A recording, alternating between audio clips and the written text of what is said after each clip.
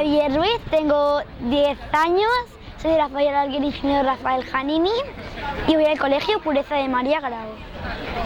Es que no se me ocurre nada por la cabeza, solo hice que llorar.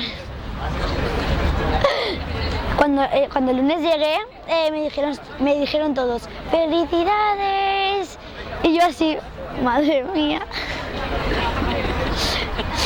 Me dijeron que enhorabuena y no me acuerdo.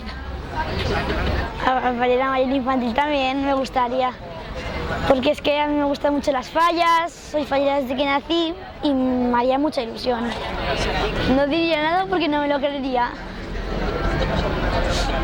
A ver, diría, vale, madre mía, soy la Fallera Mayor Infantil, no me lo puedo creer. Hombre, la actividad y la exaltación. Sí. Amarillo. ¿Amarillo? ¿Qué atrevida? Muy bien. Sí. ¿Y escuchas? Porque en la reunión dijeron algo de una fiesta de pijamas, que pasó algo, y entonces dijimos, por un grupo que tenemos, ¡ay, pues mira, podemos hacer una fiesta de pijamas! Y dijimos, vale, ¿dónde? Y dijeron, en casa de Amparo, que es también una chica, está seleccionada.